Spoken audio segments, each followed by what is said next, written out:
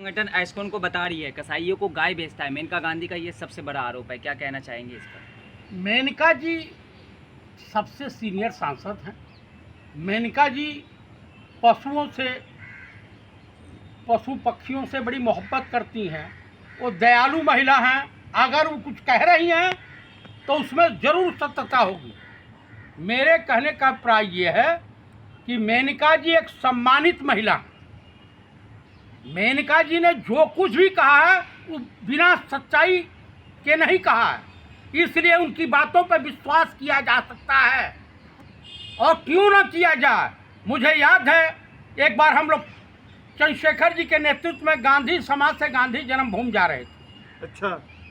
एक कौवा जो है उसको बिजली तार पर बैठा और साट लगा गिर गया। उन्होंने उस जगह को छोड़ करके कौवे को इलाज कराने के लिए ले गई।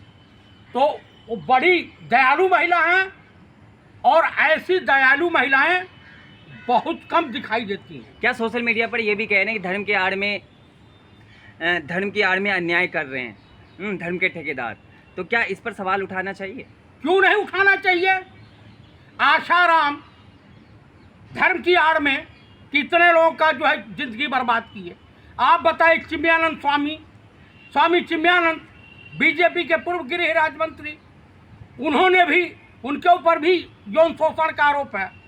इनके धर्म की आड़ में भगवा वस्त्र पहन करके लोग क्या से क्या जुल्म नहीं कर। लोग तो ये भी कह रहे हैं बीजेपी को फंडिंग मिलती थी, इस संस्था से मिलती है, मोटी फंडिंग मिलती होगी, मैं ये नहीं कह रहा हूँ कि नहीं मिलती है।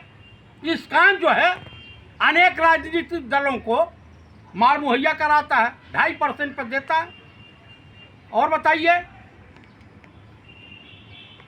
अब आते हैं जो संसद बीजेपी सांसद है, गालीबाज सांसद, उसे बीजेपी ने इनाम दे दिया है, प्रभारी बना दिया है, क्या कहेंगे?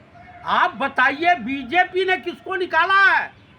जितने भी दुराचारी, व्यभिचारी, भ्रष्टाचारी, गद्दारी करने वाले बीजेपी में क्यों पाए जाते हैं?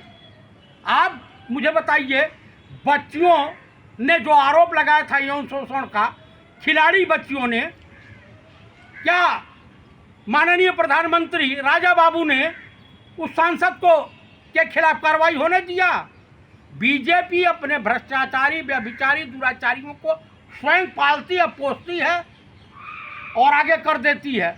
नफरती को मोहन भागवत का करारा तमाचा ही कहेंगे। मोहन भागवत ने कहा है जितना देश मुस्लिमों का है उतना, जितना हमारा है उतना मुस्लिमों का है, और उसके बाद फिर ये बीजेपी सांसद पर कोई कार्रवाई नहीं। असल बात 2024 की भनक लग गई है, उसका भय दिखाई दे रहा है माननीय जो है मोहन भागवत जी को कि अब हमारी सत्ता चली जाएगी, अब पंडित राहुल गांधी जैसा कोई आएगा ईमानदार व्यक्ति, तो हमारा क्या होगा? मोहन भागवत कह रहे हैं दरगाह जाइए, मजार जाइए। मोहन भागवत कह रहे हैं दरगाह जाइए, मजार जाइए, और एक तरफ लिंचिंग होती है मुसलमानों के प्रति, संसद में गाली दी जाती है। एक तरफ जूते मारो और दूसरे तरफ मलहम लगाओ। आप बताइए, गरीब हिंदू के ऊपर भाजपाई व्यक्ति घल घल घल घल मुँह तो रहा था, और वहाँ का मुख्यमंत्री जाकर के पाँव पखार रहा था। यही तो है इनका चाल चरित्र और चेहरा जो है, इनका चाल चरित्र चेहरा यही है असली। कांग्रेस के विधायक है बी.आर. पटेल, उन्होंने कहा हिंदू वोट पाने के लिए बीजेपी राम मंदिर पर बम गिराकर मुसलमानों को फंसा देगी, बड़ा आरोप लगाई। हाँ, तो ये इससे इनकार नहीं किया जा सकता। उन्होंने कहा है, सतपाल मलिक साहब ने भी कहा है यही बतिया, यही उद्धव ठाकरे साहब ने कहा है। तो ये कुछ भी कर्म करा सकते हैं। गोधरा इन्होंने करवाया था। ये हिंदू मुसलमान भारत पाकिस्तान मंदिर मस्जिद से बाहर निकल ही नहीं सकते। और इस बार हिंदू मतदाता जो है इनसे बड़ा चौकन्ना हो गया। इनके किसी बात पर वो विश्वास करने वाला नहीं।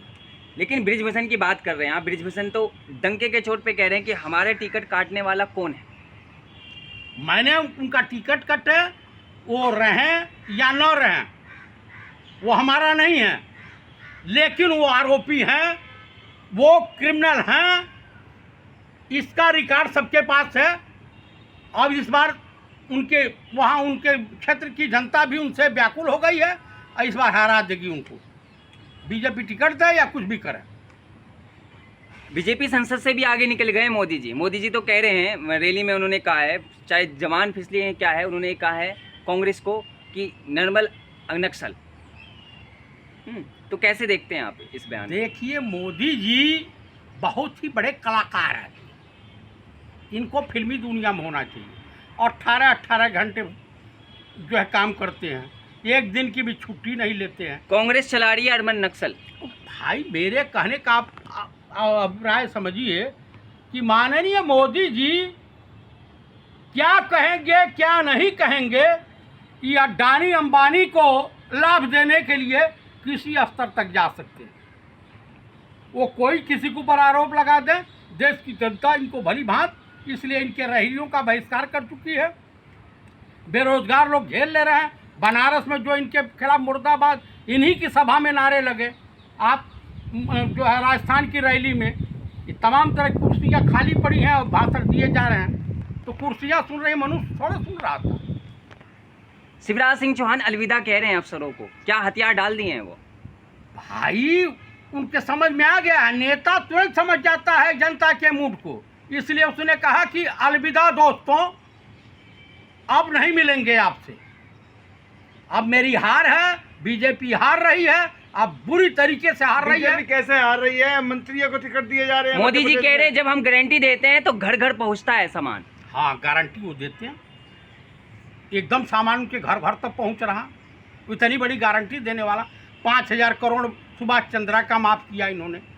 अडानी को डायरेक्ट तब दे रहे हैं, देश की संपत्तियां बेच रहे हैं, दे रहे हैं, तो जो उनको दे रहे हैं। गरीबों को 5 किलो राशन पर जिंदा रहें, ताकि यही विकास हो। एक बेरोजगार युवा अगर मोदी की रैली में काफिले में पीछा करने लग जाता है, घुस जाता है, बेरोजगार युवा परेशान है, तो अखिलेश यादव कहते हैं कि यूपी हार रही है बीजेपी। तो 101% हार रही है, पैरों तले जमीन खिसक गई है। आप कहाँ हैं? ब्राह्मण भी बीजेपी कह रही मुंगेरी लाल का सपना देख रहे हैं कांग्रेस। भाई देखिए, अब इनको दिव्य स्वप्न दिखाई दे रहा है बीजेपी को। दिन में तारे दिखाई देने शुरू हो गए। पंडित राहुल गांधी ने जो जो शब्द कहा था, सेम वही होता जा रहा है। 2 रिमोट कंट्रोल। हाँ, देखिए, मध्य प्रदेश में सरकार चल रही है, यहाँ पे 50% कमीशन वाली सरकार है। जनता भली बात, पटवारी घोटाला हुआ, पटवारी भर्ती लेकिन घोटाला। मीडिया तो मास्टर स्ट्रोक बता रही है मोदी जी का कि मंत्री भी उतर गए हैं, संसद भी उतर गए हैं अब मध्य प्रदेश में। वो जो जिसको चाहे उसको उतार दें। इस बार मध्य प्रदेश में बुरी तरीके से हार रहे हैं, ये इसका आभास हो गया इनको। छत्तीसगढ़ हार ही रहे हैं और वहाँ भी राजस्थान भी हार रहे हैं। तेलंगाना में इनके पास कुछ है ही नहीं। बताइए, कहीं पूरे भारत में इनको हारना ही हारना है कि ईश्वर के घर में देर होती है, अंधेर नहीं होती है। पूर्व बीजेपी विधायक का एक वीडियो वायरल हो रहा है सोशल मीडिया पर, आग की तरह वायरल हो रहा है। उसमें वो ये कह रहे हैं कि फर्जीवाड़े तरीके से, इस तरीके से ईवीएम में फर्जीवाड़ा हो सकता है, ये हो सकता है 2024 से चुनाव को लेकर। आप कैसे कहेंगे? पहले एक संसद ने बयान दिया था कि कुछ भी करिए, बटन दबाइए, कहीं भी बीजेपी में जाएगा। ये कुछ भी करें, असंभवतः लोकसभा का चुनाव ईवीएम से नहीं होगा, इसकी घोषणा हो जाएगी आपको। लेकिन सुप्रीम कोर्ट ने तो खारिज कर दिया ना इस चीज को। विपक्ष कहाँ एकजुट है, बताइए आप। मेरे कहने का मतलब, वक्त का इंतजार कीजिए। ईवीएम के मार्फत कुछ भी करवा सकते हैं। ऐसा नहीं है, जिस विधायक ने और जिस सांसद ने कहा वो सत्य ही कहा। जुबान पे सरस्वती वास कर जाती है। तो मेरे कहने का प्राय ये है कि अगली बार इंडिया गठबंधन की सरकार बनेगी। पंडित राहुल गांधी जिस तरह से लगे हुए हैं, देशवासियों को चाहिए कि ईमानदार आदमी हो, नेक दिल इंसान हो, पढ़ा लिखा हो। अनपढ़ जाहिल के समझ में लोकतंत्र नहीं आता, वो देश के लिए बोझा है और देश के लिए कलंक भी साबित होते हैं। चलिए शुक्रिया।